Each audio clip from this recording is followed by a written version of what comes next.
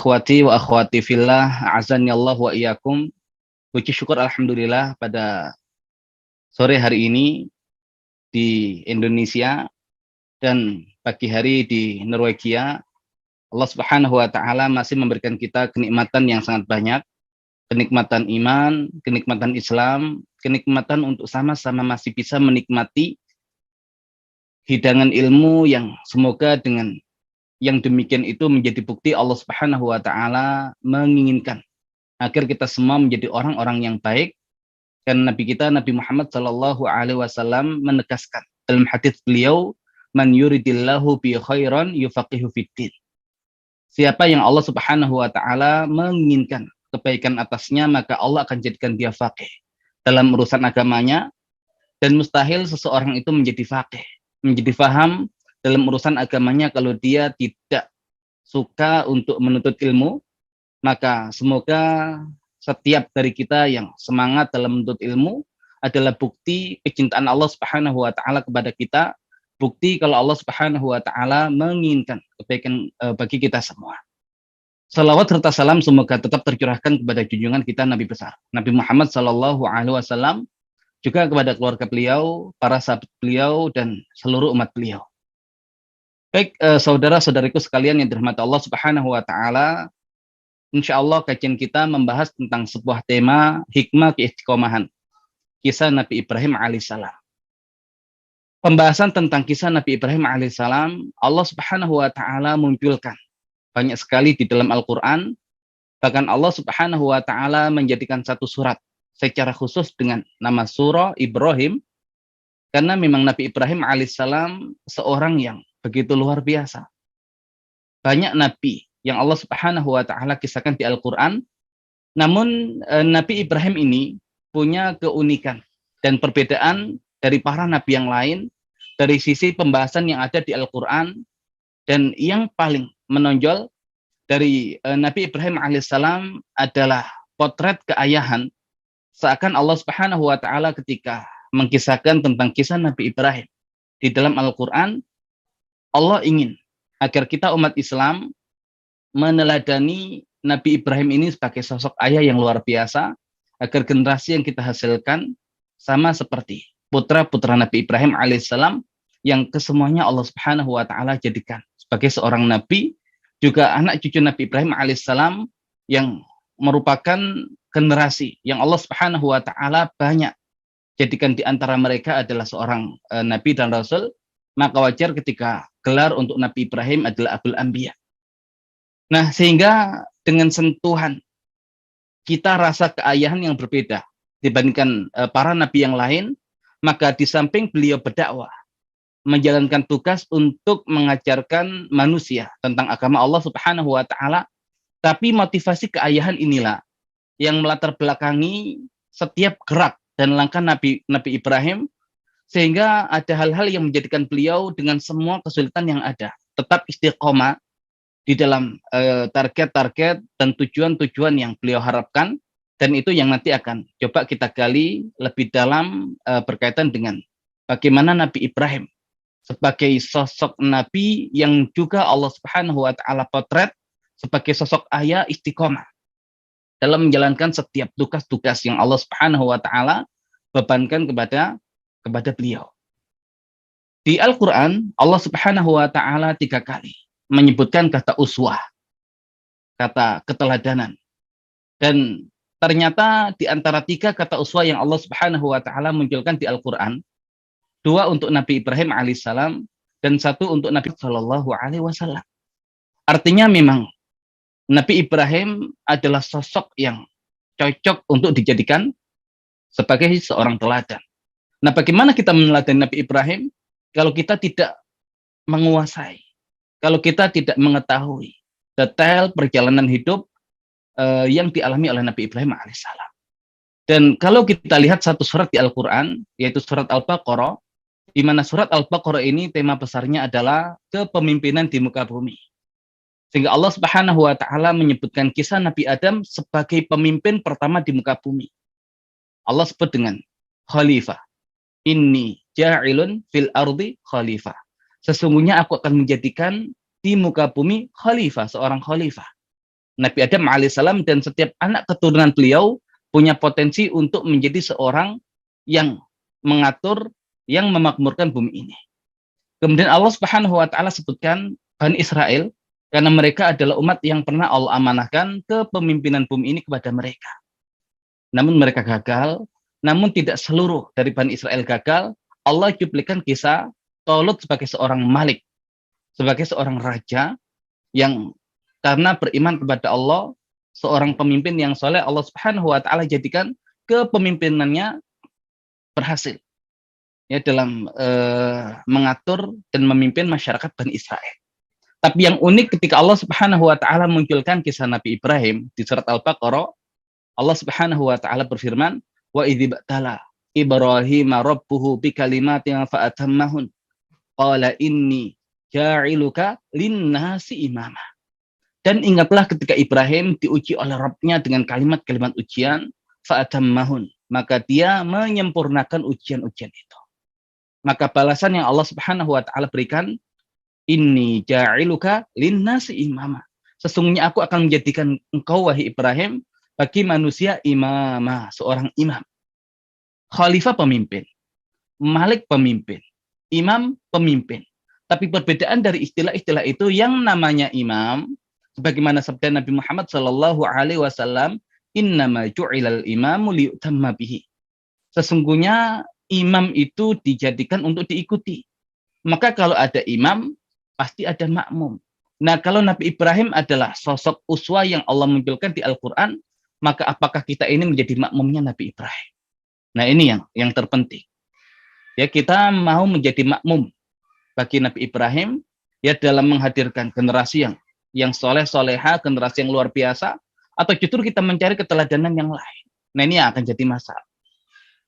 Baik, ya jadi insya Allah fokus pembahasan kita. Ya, kita akan melihat sisi keistiqomahan dakwah Nabi Ibrahim dan perjuangan beliau yang begitu luar biasa. Namun di balik itu semua ada balutan sifat keayahan. Yang ini jarang kita sadari. Ya, yang ini jarang kita sadari. Kalau kita berbicara tentang makna ayah di dalam bahasa Arab ayah disebut dengan kata ab. Kadang disebut juga dengan kata walid. Nah, apa beda ab dengan walid? Maka ab memiliki akar kata ubuwah. Sedangkan walid memiliki akar kata wiladah. Di mana wiladah adalah kelahiran. Maka seseorang yang disebut walid adalah ketika dia punya anak biologis. Maka asal orang punya anak, maka dia adalah walid. Ya, ayah biologis. Tapi al-ab punya akar kata ubuwah. Dan ulama menjelaskan makna al-ubuwah adalah al-qasdu wa tahayyu'u. Al-qasdu adalah arah tujuan dan at-tahayyu'u adalah kesiapan. Jadi kalau kita dibilang ayah karena terlanjur punya anak, maka itu adalah walid. Tapi kalau kita bahkan sebelum punya anak telah menyiapkan diri kita, mengilmui bagaimana menjadi seorang ayah, mempersiapkan diri kita dan mengetahui kemana arah pendidikan anak-anak kita, maka kita adalah al-ab. Ya, jadi syarat seseorang yang disebut dengan ab adalah dia punya al-qasdu, arah tujuan, dan at-tahayyu'u, kesiapan. Bahkan dia belum punya anak sekalipun, kalau dia sudah memiliki dua hal ini, ya ilmu sebagai seorang ayah, maka dia adalah ab. Dia adalah ayah. Dan ini yang melekat dalam diri Nabi Ibrahim. Yang melekat dalam diri Nabi Ibrahim. Beliau memiliki anak ketika usianya sudah sangat sepuh. Tapi cita-cita besar untuk menjadi seorang ayah ternyata sudah hadir bahkan ketika usia beliau masih sangat muda sekali.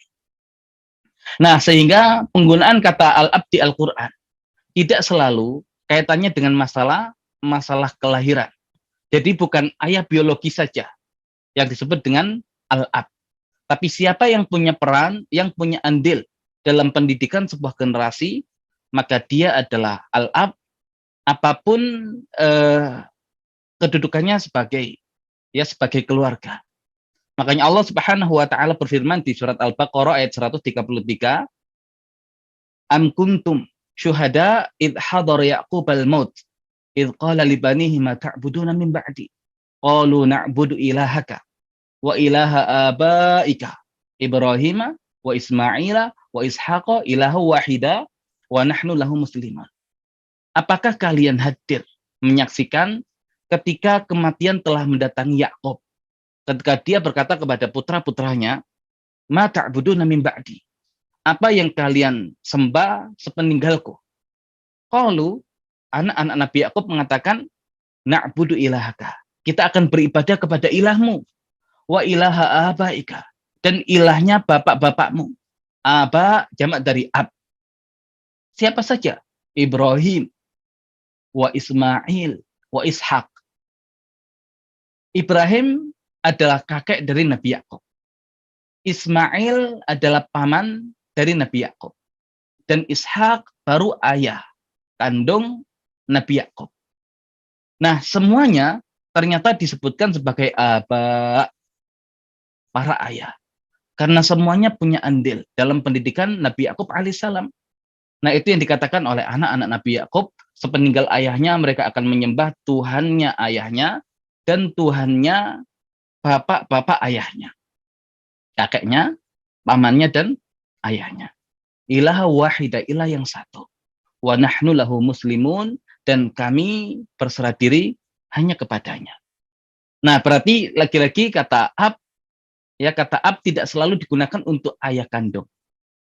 Ya bahkan kakek kita, kemudian paman kita, kalau punya andil dalam pendidikan kita, maka mereka adalah ab bagi kita. Bahkan bisa jadi guru kita yang punya andil dalam pendidikan kita, maka hakikatnya mereka adalah al-ab. Ya, mereka adalah ayah. Nah, sisi keayahan inilah yang sangat kental dalam diri Nabi Ibrahim alaihissalam. Makanya sampai Allah Subhanahu wa taala memberikan gelar ayah bagi Nabi Ibrahim. Allah tidak memberikan gelar ayah bagi nabi-nabi yang lain di dalam Al-Qur'an, tapi Allah hanya memberikan gelar ayah di dalam Al-Qur'an untuk Nabi Ibrahim alaihissalam. Di surat Al-Hajj ayat 78. Allah Subhanahu wa taala berfirman, millata abikum Ibrahim. Milah ayah kalian Ibrahim. Allah mengatakan Nabi Ibrahim sebagai ab, ya sebagai ayah. Bagi siapa? Antum. Bagi kalian semua. Apakah kita ini anak biologis Nabi Ibrahim? Tidak. Ya, tapi kalau kemudian masalah pendidikan yang berkaitan dengan agama kita, ya Nabi Ibrahim punya jasa yang luar biasa karena beliau adalah Abul Anbiya, bapaknya para nabi, di mana salah satu keturunan beliau adalah Nabi Muhammad Shallallahu Alaihi Wasallam, dan kita ini adalah pengikut dari Nabi Muhammad Shallallahu Alaihi Wasallam. Dan Nabi Ibrahim adalah, ya sebagaimana firman Allah, abikum, ayah kalian. Nah, jadi Allah Subhanahu Wa Taala memberi gelar bagi Nabi Ibrahim, ya dengan gelar ayah. Kemudian ternyata bukan hanya di dalam Al-Quran, bahkan di dalam hadits Nabi Muhammad Shallallahu Alaihi Wasallam, beliau juga memberikan gelar ab, gelar ayah kepada Nabi Ibrahim. Zikir pagi, ya ini untuk di Norwegia, ya, dan zikir petang, ya untuk kita yang ada di Indonesia, ya biasa kita membaca asbahna ala fitratil Islam. Kalau sore berarti amsayna ala fitratil Islam wa kalimatil ikhlas wa ala dini nabiyina Muhammad sallallahu alaihi wasallam wa ala millati abina Ibrahim hanifan musliman wa ma kana minal musyrikin. Kami memasuki waktu pagi atau kami memasuki waktu sore di atas fitrah keislaman dan di atas kalimat ikhlas dan di atas agama Nabi kita Nabi Muhammad sallallahu alaihi wasallam dan di atas milah ayah kita. Jadi kita mengatakan di atas milah ayah kita. Dan itu yang diajarkan oleh Nabi Muhammad sallallahu alaihi wasallam Ibrahim, ya, yaitu Ibrahim Hanifa, yang dia adalah seorang yang lurus, muslimah, seorang yang berserah diri, wa ma kana minal musyrikin, dan tidak tergolong ke dalam golongan orang-orang musyrik. Jadi kalau Di dalam Al-Quran Allah Subhanahu wa Ta'ala berikan gelar untuk Nabi Ibrahim ya dengan gelar Al-Ab. Di dalam hadits Nabi Muhammad Shallallahu Alaihi Wasallam juga diberikan gelar untuk Nabi Ibrahim ya dengan gelar Al-Ab, ayah. Jadi makanya kalau kita belajar dari Nabi Ibrahim, maka satu hal yang ya paling kita prioritaskan adalah bagaimana kita belajar menjadi ayah seperti beliau. Ayah yang luar biasa, ayah yang diakui oleh Al-Quran dan hadits Nabi Muhammad Shallallahu Alaihi Wasallam. Nah, kemudian kalau kita lihat kapan sih Nabi Ibrahim itu menjadi ayah, itu nanti sangat lama sekali. Beliau menunggu kehadiran putra. Tapi ternyata jauh sebelum beliau Allah Subhanahu wa Ta'ala berikan keturunan, beliau adalah sosok yang sudah layak disebut dengan Al-Ab. Karena punya al-qasdu, punya arah tujuan yang jelas, wa tahayyu'u, dan kesiapan dalam pendidikan anak-anak. Makanya bahkan dari muda beliau sudah cocok ya untuk disebut sebagai Al-Ab. Bayangkan di Al-Quran ketika nanti Nabi Ibrahim itu menghancurkan berhala-berhala. Perkataan dari masyarakat ketika itu adalah qalu sami'na fatan yadhkuruhum yuqalu lahu Ibrahim. Mereka mengatakan kami sering mendengar ada pemuda yang suka mengejek berhala-berhala itu namanya adalah Ibrahim.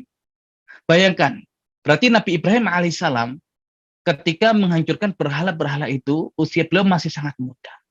Dan ternyata jauh sebelum itu beliau sudah kental dengan sifat keayahan. Ya sudah kental dengan sifat keayahan. Makanya dakwah beliau ya di samping menjalankan tugas sebagai nabi dan rasul yang menyeru manusia kepada Allah Subhanahu wa Ta'ala, tapi ternyata di balik itu semua ada nuansa keayahan yang menjadikan Nabi Ibrahim itu begitu kuat, begitu kokoh, bahkan begitu istiqomah. Ya menjalankan dakwahnya itu punya sentuhan yang berbeda dengan para nabi yang lain yang kebanyakan Allah hanya memotret mereka sebagai seorang nabi dan rasul. Ya jadi seakan untuk menjadi ayah ideal itu harus soleh sejak muda dan sudah siap untuk menjadi ayah sejak muda. Makanya ayah yang terbaik itu adalah mereka yang sudah punya ilmu bagaimana menjadi ayah. Walaupun belum menikah, walaupun belum punya anak, tapi dia adalah ab. Kenapa? Dia punya ilmu menjadi seorang ayah. Tapi mereka yang tidak punya ilmu menjadi seorang ayah, tiba-tiba menikah, tiba-tiba istrinya melahirkan anak. Ya, dia disebut ayah bukan karena punya ilmu sebagai seorang ayah, tapi karena dia sudah terlanjur punya anak. Yang pertama adalah ab, dan model yang kedua adalah walid. Sekedar punya anak biologis, dia walid. Tapi belum tentu dia layak disebut sebagai ab. Dan Nabi Ibrahim ya jauh sebelum beliau punya keturunan, bahkan masih muda, ya kesolehannya luar biasa, dan ini adalah ab yang ideal, ya ayah yang ideal. Nah kemudian untuk menjadi ayah yang ideal itu bahkan sejak muda, ya bahkan sebelum punya anak, ya sudah harus berada di puncak keimanan, dan puncak keimanan itu ukurannya adalah kesyukuran. Ya, puncak keimanan itu ujungnya adalah kesyukuran. Ya, terkadang ya kita memahami, dan itu memang benar, ya karena hadis Nabi Muhammad Shallallahu Alaihi Wasallam menyebutkan tentang konsep syukur, tentang konsep sabar. Ya, tentang konsep syukur, tentang konsep sabar. Dikatakan dalam hadis ajaban li amril mu'min, inna amrahu kullahu khair. Sungguh menakjubkan urusan orang beriman. Semua urusannya itu baik. Idza asabatuhu sarra syakara fakana khairan lahu. Jika dia ditimpa kemudahan, dia bersyukur dan itu yang baik baginya. Wa idza asabatuhu dharra sabara fakana khairan lahu. Dan jika dia ditimpa kesulitan, dia sabar dan itu yang terbaik bagi dia.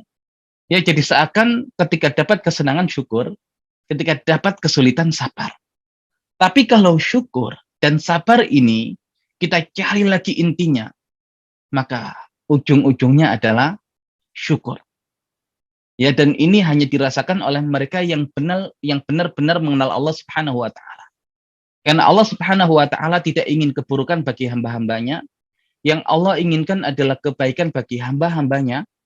Bahkan dalam wujud musibah pun hakikatnya Allah ingin kebaikan bagi hamba-hambanya. Makanya di balik musibah itu pasti ada hikmah, dan hikmah itu adalah kebaikan bagi hambanya. Maka mereka yang mengenal Allah Subhanahu wa taala, bahkan ketika ditimpa oleh musibah, ya dia bersyukur dengan musibah itu. Dan kalau kita lihat di Al-Qur'an, kenapa Allah Subhanahu wa taala memulai Al-Qur'an dengan surat Al-Fatihah, dan surat Al-Fatihah diawali dengan alhamdulillahirabbil alamin. Ya, menurut satu riwayat yang lain mengatakan bismillahirrahmanirrahim.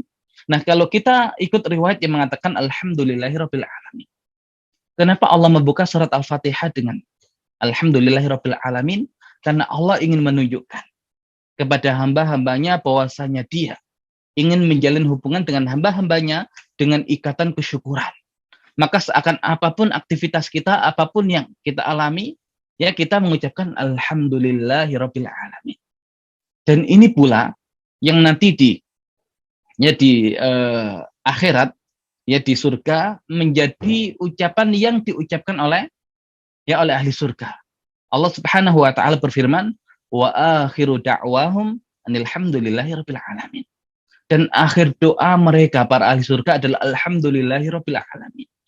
Kenapa penduduk surga itu mengucapkan alhamdulillahirabbil alamin?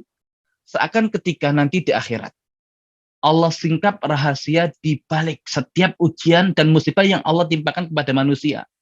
Maka mereka yang beriman, ketika Allah singkap rahasia di balik setiap ujian itu, ya mereka menyadari ada kebaikan yang luar biasa. Ya, ada kebaikan yang luar biasa yang dengan kebaikan itu mereka mengatakan alhamdulillah ya Allah. Engkau dahulu takdirkan saya begini, begini dan begini. Bayangkan seandainya dulu tidak engkau berikan begini. Ya pasti akan terjadi begini dan begini. Nah, itu baru bisa kita rasakan nanti ketika kita semua sudah berada di surga. Di dunia kita belum bisa merasakan karena kita belum tahu rahasia di balik setiap takdir Allah Subhanahu wa taala. Tapi kalau kita mengenal Allah Subhanahu wa taala, pasti kita selalu bersyukur kepada Allah Subhanahu wa taala apapun yang Allah berikan. Dan inilah yang dicontohkan oleh para nabi, khususnya ulul azmi minar rusul. Makanya kalau kita lihat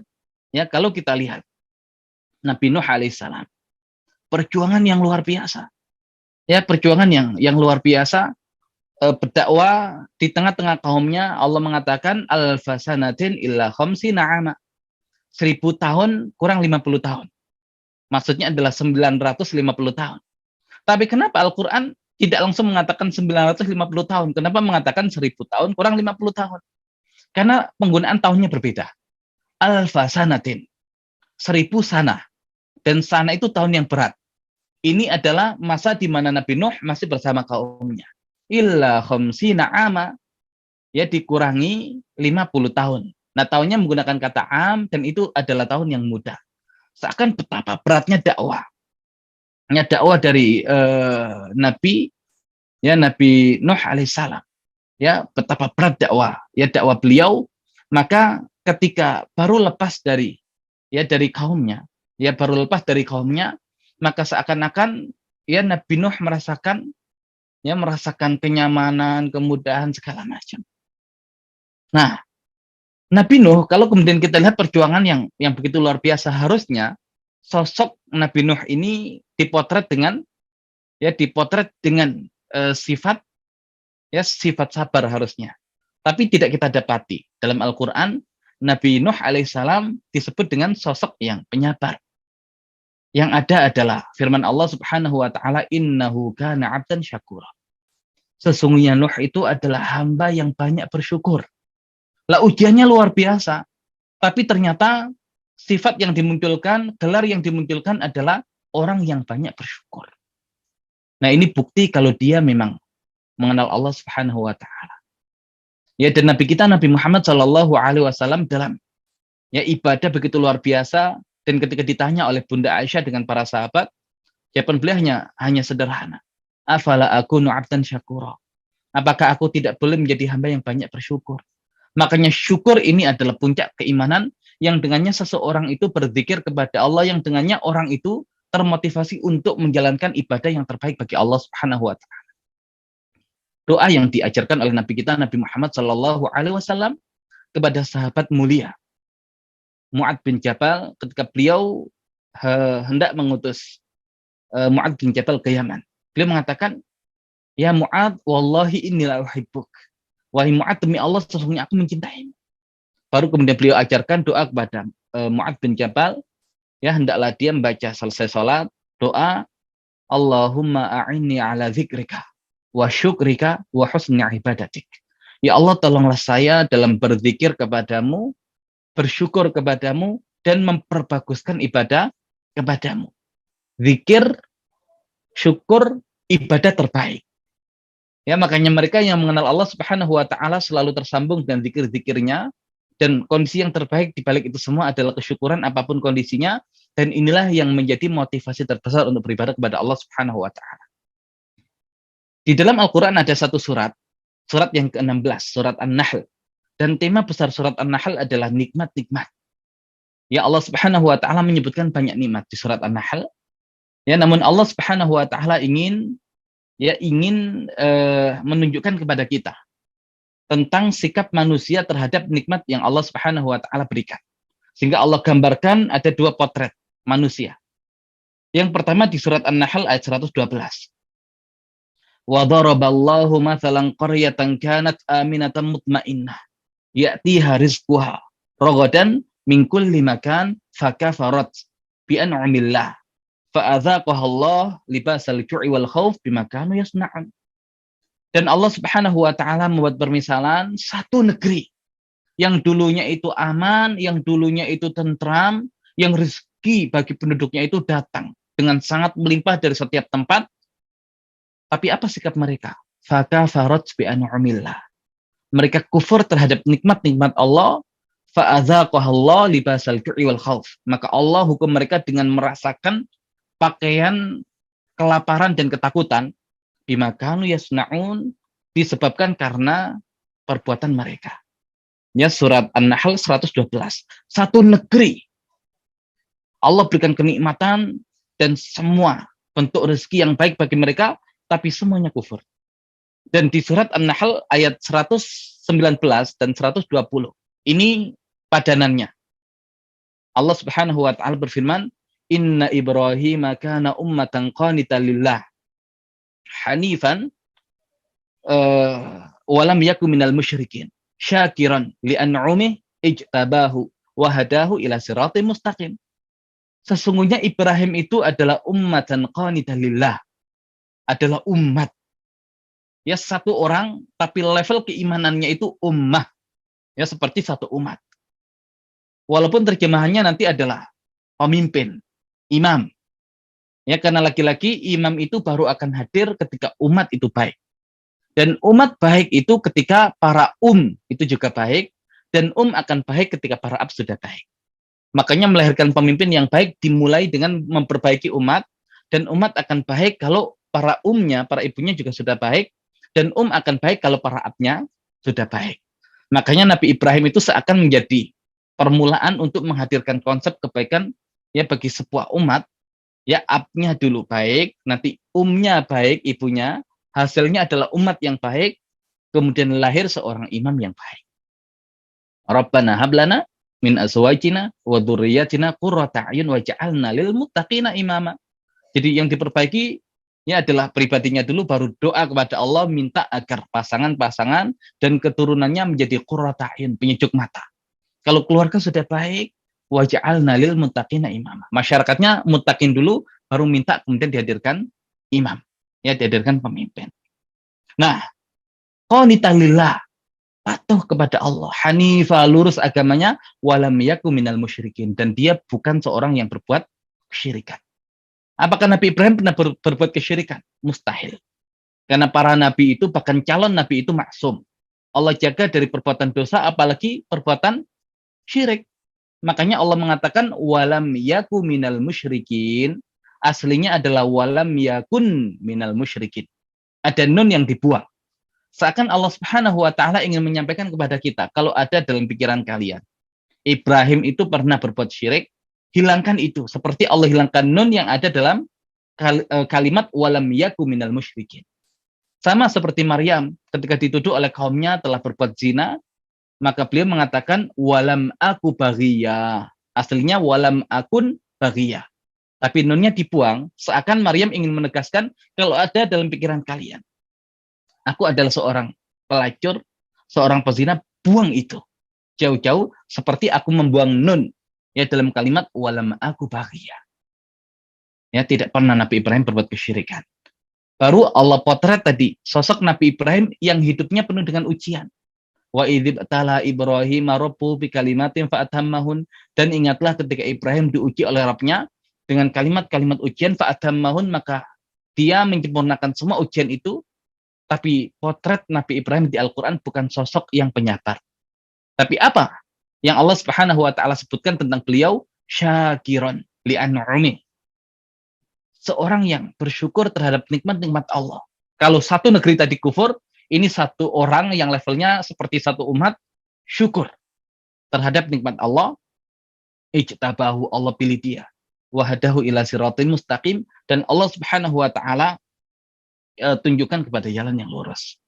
Jadi Nabi Ibrahim sejak masih muda sudah soleh, sejak masih muda sudah berada pada puncak keimanan, dan inilah sosok yang layak untuk menjadi seorang ayah. Bahkan jauh sebelum punya anak, beliau adalah sosok yang sudah layak untuk menjadi seorang ayah. Nah sekarang apa sih yang kemudian harus disiapkan oleh seorang ayah itu? Karena ayah itu dia punya al-qasdu, punya arah tujuan. Sudah jelas gambarannya, dan punya at-tahayyu, kesiapan. Nah ternyata yang pertama dilakukan oleh Nabi Ibrahim adalah menyiapkan rumah keimanan. Ya, maka anak-anak itu harus tumbuh dalam lingkungan keimanan. Ya, maka yang perlu disiapkan di rumah, kalau bisa tidak ada orang yang kafir. Semuanya orang-orang beriman, sehingga lingkungan rumah itu menjadi lingkungan keimanan. Dan kita tahu Azar, ayah dari Nabi Ibrahim, terlepas ayah kandung atau bukan, ya Azar ini adalah seorang yang kafir. Seorang yang kafir. Dan wajar kalau Nabi Ibrahim kemudian mendakwahi Azar, karena beliau adalah Nabi mendakwahi mereka yang masih kufur. Ya abati inni qad ja'ani minal ilmi ma lam ya'tika fattabi'ni. Wahai ayah, telah datang ilmu kepadaku yang belum datang kepadamu, maka ikuti aku wahai ayah. Ya, ikuti aku wahai ayah.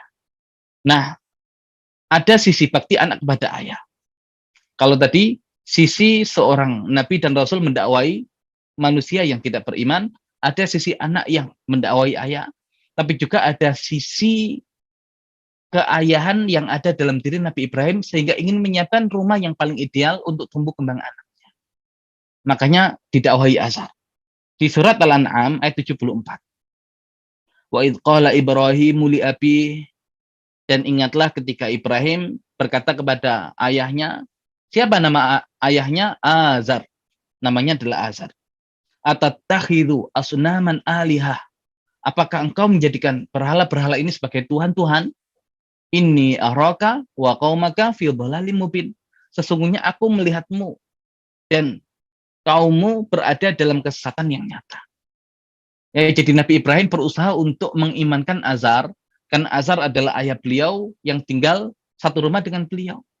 Karena kalau ada anggota keluarga yang dia tidak beriman, itu nanti punya efek ya kepada keimanan anak-anak yang tumbuh di rumah tersebut.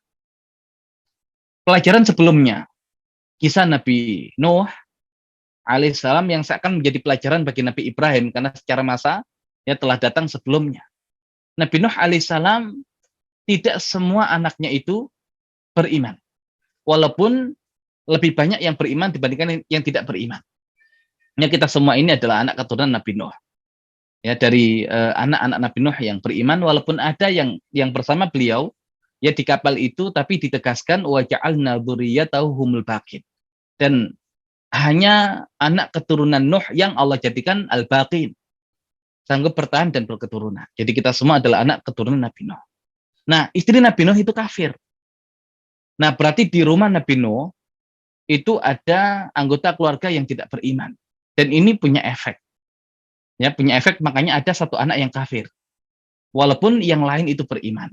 Dan Nabi Ibrahim nggak mau. Ada kemungkinan anak-anak beliau itu ketularan kafir gara-gara ada anggota keluarga yang belum beriman. Nah, beliau siapkan itu dengan cara mendakwai ayahnya. Ternyata nggak berhasil. Terus, apakah kemudian masih bisa diperjuangkan? kalau di rumah itu ada sosok yang kafir, kemudian melahirkan anak yang beriman, masih bisa. Buktinya Nabi Nuh ada istri yang kafir, kebanyakan anaknya masih beriman. Nah, tapi kenapa satu anak ini kok dia beda dengan saudara-saudaranya yang dia tidak beriman sendiri? Ternyata Al-Quran menggambarkan ketika Nabi Nuh sudah berada di atas kapal dan banjir itu sudah mulai meninggi, beliau panggil anaknya, ya bunayyar ma'ana waladakum ma'al kafirin. Wahai anakku, naik bersama kami dan jangan kamu bersama orang-orang kafir. Nah, Nabi Nuh tidak mengatakan dan jangan kamu menjadi orang kafir, tapi dan jangan kamu bersama orang kafir.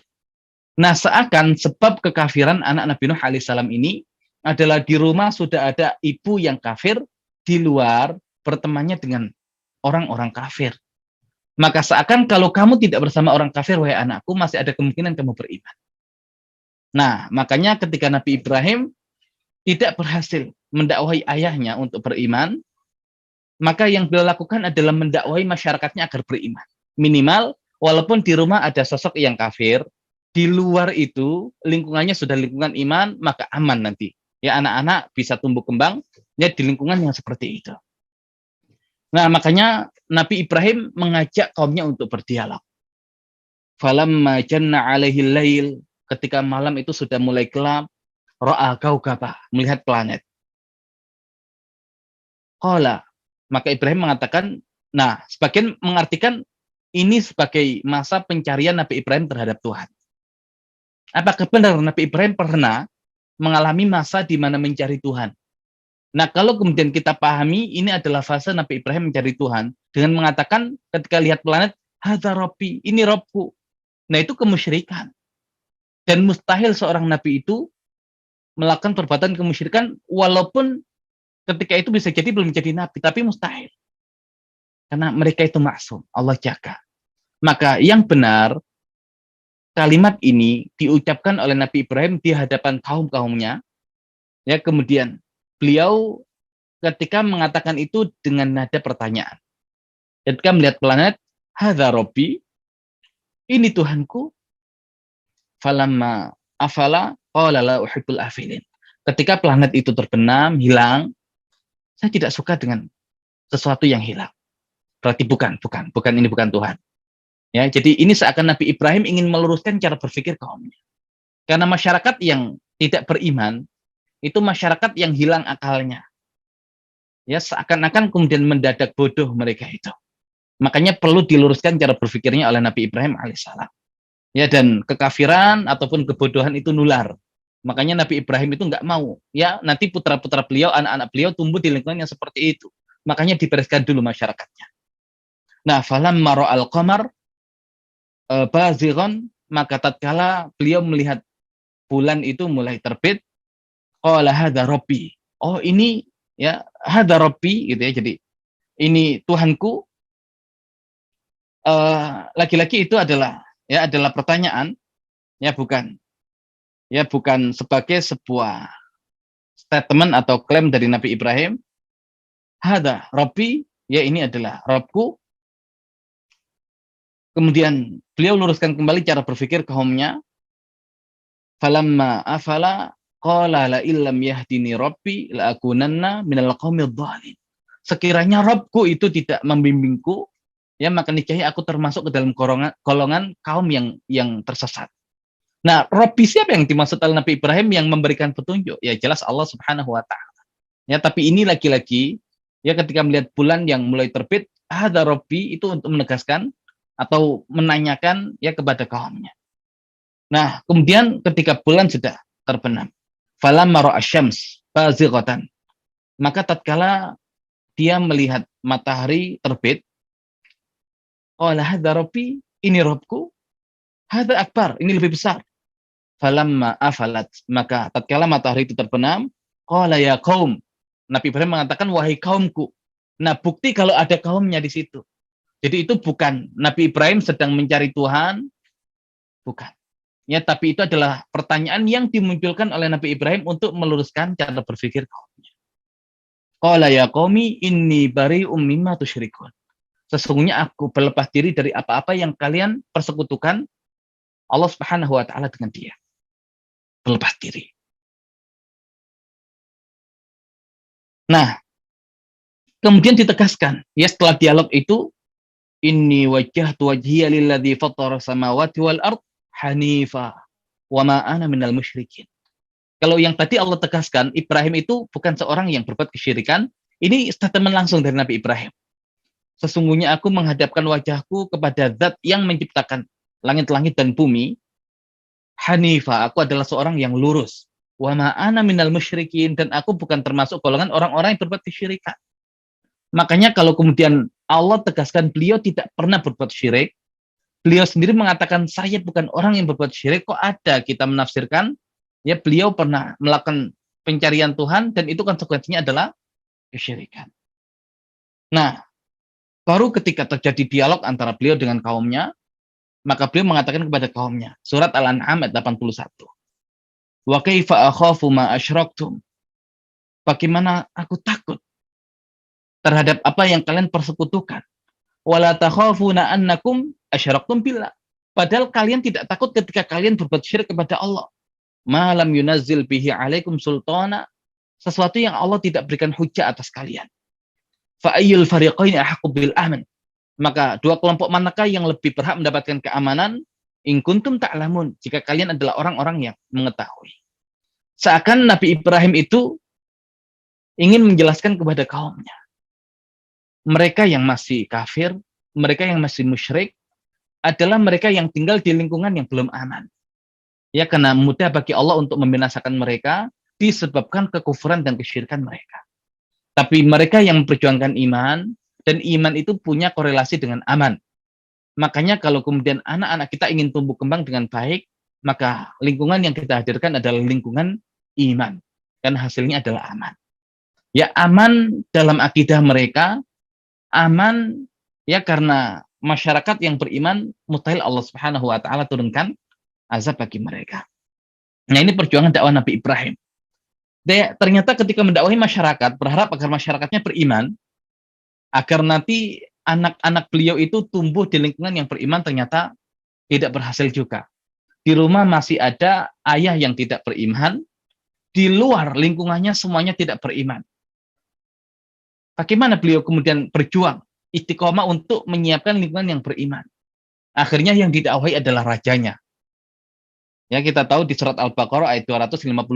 Dan lebih fatal lagi, ini rajanya ngaku Tuhan. Alam tara ilal ladzi haja Ibrahim fi rabbih an atahullahul mulk.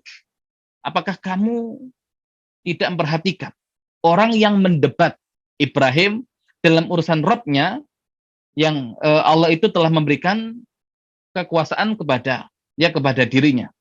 Idz qala Ibrahim, ketika Ibrahim mengatakan Rabbiyalladzi yuhyi wa yumit. Rabbku adalah yang menghidupkan dan mematikan. Maka raja itu mengatakan qala ana uhyi wa umit. Sesungguhnya aku yang menghidupkan dan mematikan.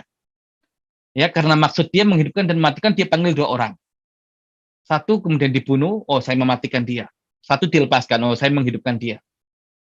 Ya, jadi ini memelintir maksud dari Nabi Ibrahim yang mengatakan Allah benar-benar yang menghidupkan, ya benar-benar yang mematikan. Tapi lihat, ayah yang beriman itu adalah ayah yang cerdas.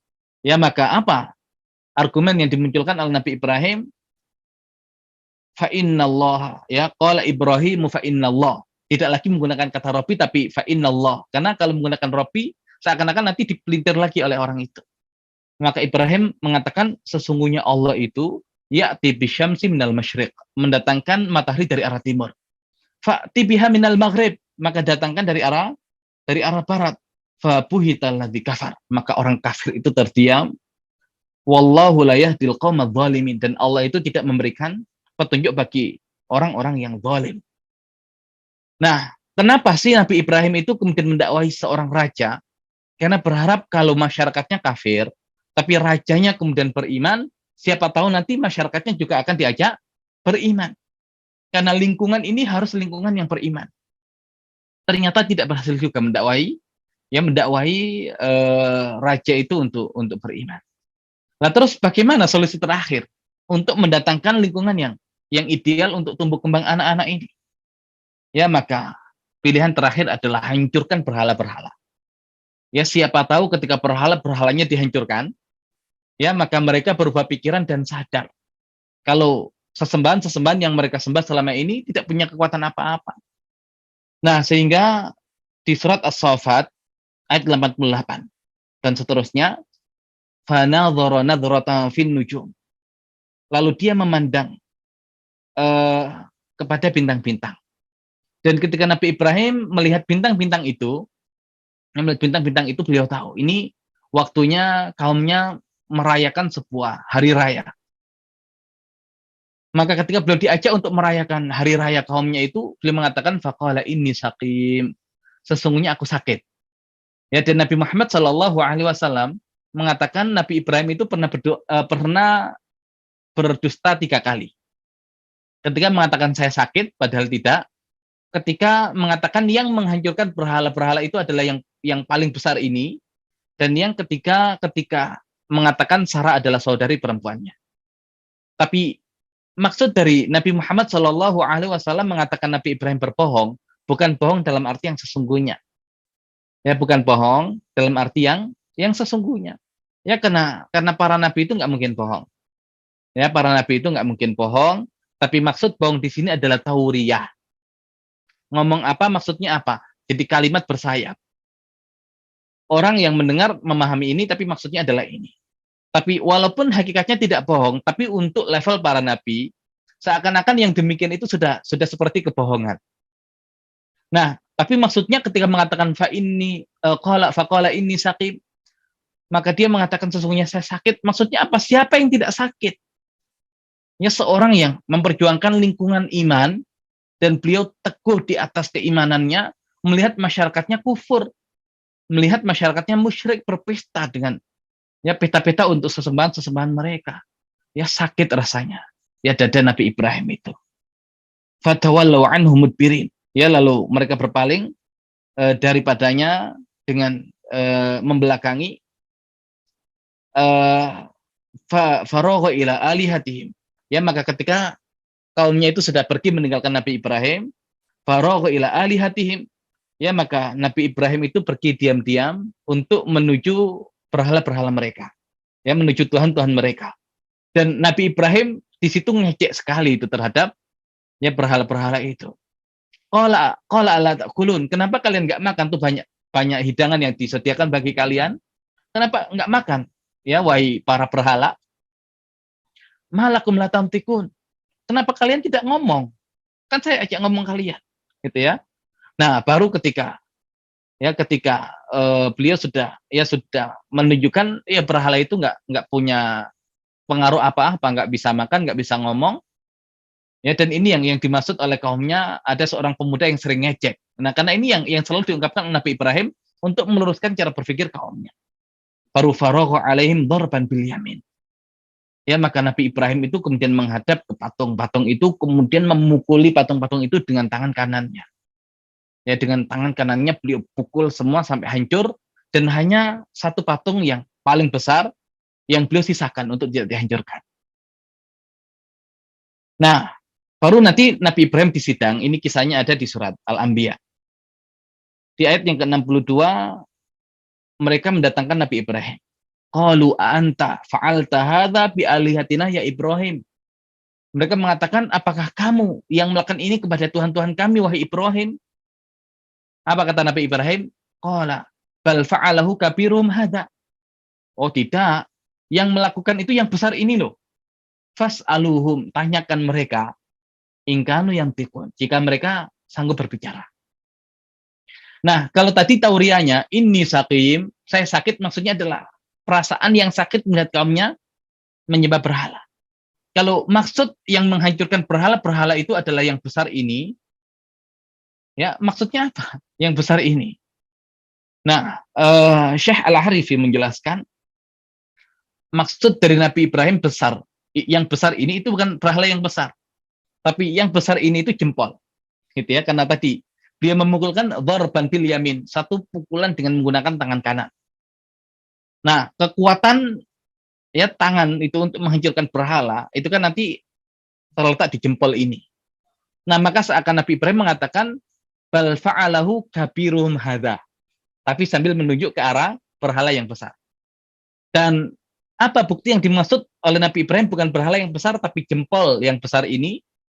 Fas'aluhum, tanya mereka yang hancur-hancur itu. Jika maksud Nabi Ibrahim adalah yang berhala yang besar, pasti fas'aluhu, tanya dia. Bukan tanya berhala-berhala yang hancur. Ya fas'aluhum ingkani yang tikun, tanya berhala-berhala itu jika mereka bisa ngomong. Nah, lagi-lagi ini kecerdasan Nabi Ibrahim, tapi nggak bohong beliau. Ini tauria namanya. Ya, jadi yang besar itu adalah jempol. Nah, kemudian apa kata kaumnya? Ya, ketika diajak berpikir dengan ya pemikiran yang logis, yang ada kemudian mereka marah. Ya, kalah debat, kalah argumen, ya mereka marah.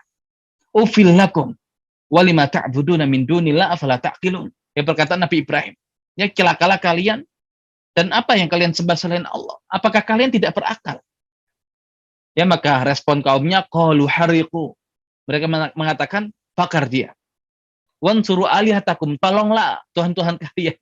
Ya, Tuhan-Tuhannya perlu ditolong. Ini bukti kalau kekufuran itu ya identik dengan kebodohan, dan kebodohan itu nular. Makanya Nabi Ibrahim nggak mau. Ya, anak-anak beliau nantinya tumbuh di lingkungan yang seperti itu. Nah, wansuru alihatakum in kuntum fa'ilin. Tolonglah sesembahan kalian, Tuhan-Tuhan kalian jika kalian ingin bertindak kepada Ibrahim. Nah, baru kemudian ketika Nabi Ibrahim dibakar, ya bagaimana Allah Subhanahu wa taala kemudian memberikan pertolongan ya kepada Nabi Ibrahim. Qulna ya narukuni barda wa salaman ala Ibrahim. Maka kami katakan, wahai api, jadilah kamu dingin dan keselamatan bagi Ibrahim. Wa aradu bi kaida. Yang mereka itu ingin membuat tipu daya kepadanya, faja'alnahumul aksarin. Maka kami jadikan mereka itu adalah orang-orang yang paling merugi. Wa najjaynahu wa lutan ilal ardi allati barakna fiha lil alamin. Maka kami selamatkan dia bersama Lut ke negeri yang kami berkahi untuk semesta alam. Maksudnya adalah negeri Syam, Palestina.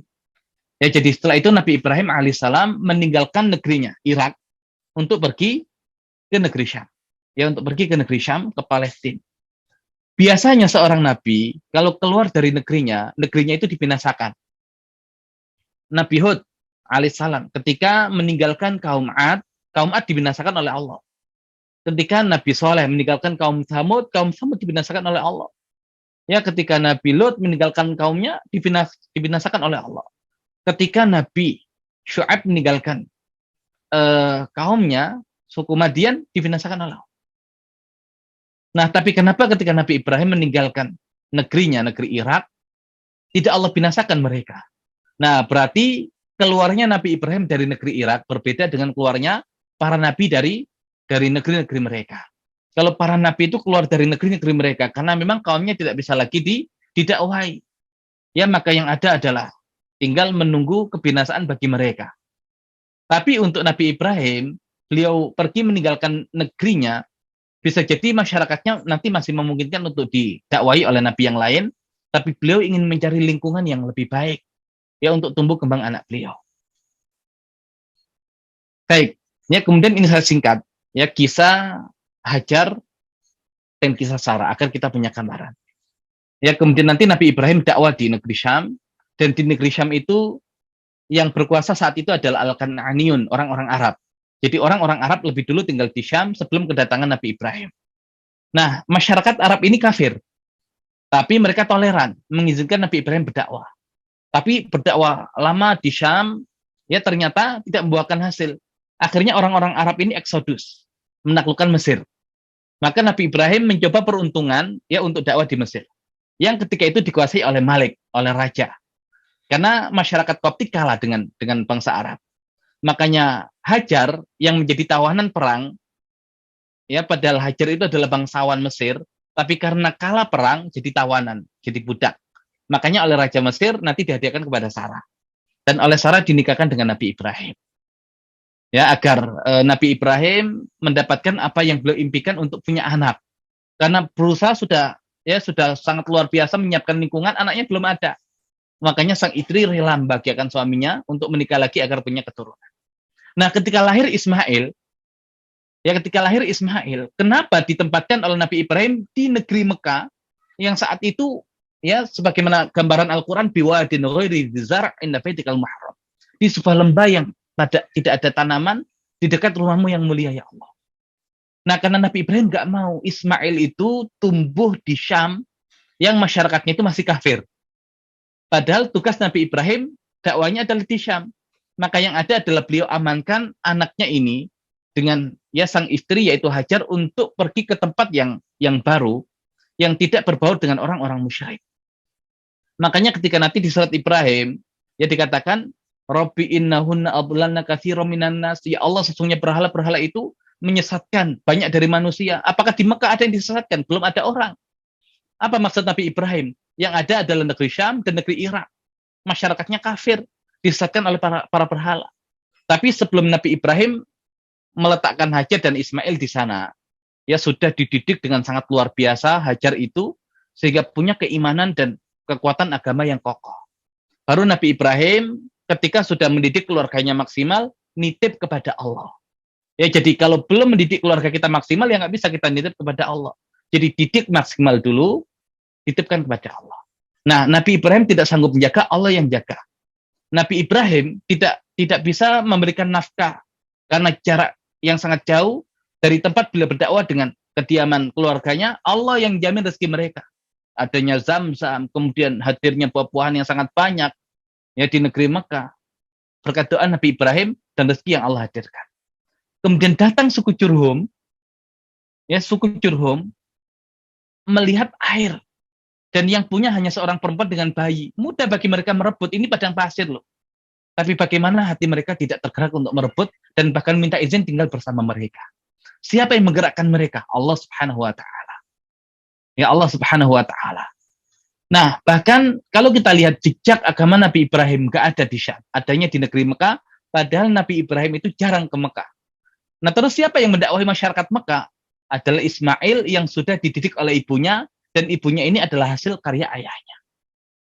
Ya, jadi Nabi Ismail yang menyebarkan agama ayahnya. Ya, lihat ketika keluarga itu sudah kita didik keimanannya dengan sangat kokoh, tinggal di lingkungan yang baru, mereka tidak terwarnai, mereka mewarnai. Masyarakatnya beriman. Nah, baru nanti ketika Allah Subhanahu wa taala anugerahkan Sarah juga punya keturunan, tapi hadirnya Sarah, ya, hadirnya keturunan untuk Sarah. Itu kan Allah kisahkan dengan kisah malaikat yang datang setelah itu menghancurkan kaumnya Nabi Lut. Memang Nabi Lut dikatakan adalah keponakan Nabi Ibrahim, masih punya hubungan. Tapi apa kaitan Bushra hadirnya Ishak dan Bushra pembinasaan kaumnya Nabi Lut? Ya, karena kaumnya Nabi Lut itu masyarakat yang homo. Ya, jadi laki-laki senangnya laki-laki. Nah, terus perempuannya gimana? Ya pasti di sisi yang lain ya lesbi. Makanya itu sudah satu paket. Kalau ada homo pasti ada lesbi. Ya, dan itu nular. Ya, apalagi mereka ketika ada orang baru masuk ke negeri mereka itu ditangkap, dijadikan korban. Nah, kalau sudah jadi korban, lama-lama jadi pelaku juga. Ketularan semua mereka itu. Ya, ketularan ya semua mereka itu. Nah, Nabi Ibrahim ketika dikasih kabar akan lahirnya Ishak, dan malaikat akan melanjutkan perjalanan untuk menghancurkan kaumnya Nabi Lut. Dan kalau secara letak geografis tidak terlalu jauh antara tempat Nabi Ibrahim ya dengan kaumnya Nabi Lut. Maka seakan ada busyra tersendiri di balik pembinasaan kaumnya Nabi Lut. Apa busyra bagi Nabi Ibrahim? Nabi Ibrahim itu ingin agar kalau punya anak tumbuh di lingkungan yang ideal. Nah, adanya kaum Nabi Lut yang homo itu, yang lesbi itu efeknya nular itu. Nah, makanya Allah ingin menenangkan hati Ibrahim dengan mengabarkan mereka pun akan dibinasakan. Jadi tenang. Ya, nanti lahir Ishak tidak akan tumbuh di dekat negeri yang masyarakatnya adalah masyarakat homo, ya, masyarakat yang lesbi, nggak ada, mereka sudah Allah binasakan. Nah, kemudian pertanyaannya begini. Bukankah istri Nabi Ibrahim itu dua? Sarah dan Hajar. Bukankah anak Nabi Ibrahim itu dua? Ismail ya dan Ishak. Tapi kenapa Nabi Ibrahim lebih banyak menghabiskan waktunya di negeri Syam? Ya, karena memang dakwah beliau ada di sana. Tapi kenapa tidak kemudian dibagi rata antara satu istri dengan istri yang lain? Nah, ini ya pelajarannya adalah kebutuhan Ishak itu lebih mendesak dibandingkan Ismail. Kenapa? Karena Ismail itu sudah tumbuh di lingkungan yang masyarakatnya itu beriman. Ya, tidak ada kehadiran Nabi Ibrahim, tapi Allah yang menjadi wakilnya, insya Allah sudah cukup. Tapi Ishak itu tumbuh di masyarakat Syam yang ketika itu masyarakatnya adalah kafir. Nah, kalau masyarakatnya kafir, agar anak ini tumbuh dengan baik, diperlukan hadirnya peran ayah dan ibu. Ya, maka ayah ini tidak bisa kemana-mana, harus hadir untuk mengawal anaknya, dan ibu pun juga demikian. Dan ini alasan kenapa Nabi Ibrahim itu lebih banyak di negeri Syam, bukan karena beliau tidak adil terhadap anak-anaknya, terhadap keluarganya, tapi kebutuhan keluarga yang ada di Syam jauh lebih besar dibandingkan yang ada di Mekah. Nah, ini yang kemudian Nabi Ibrahim itu begitu istiqomah di dalam ya berdakwah, karena di samping menjalankan tugas sebagai seorang nabi dan rasul, menyiapkan lingkungan yang ideal ya bagi anak-anak beliau. Dan ini yang kemudian harus kita teladani dan berharap ya dari ini kemudian kita tahu bagaimana menjadi sosok ayah yang ideal, yang dari ayah yang ideal ini melahirkan ibu yang ideal, dari ibu yang ideal melahirkan umat yang ideal, dari umat yang ideal akan lahir seorang pemimpin yang ideal. Wallahu a'lam bishawab. Kita kembalikan ke bawah acara.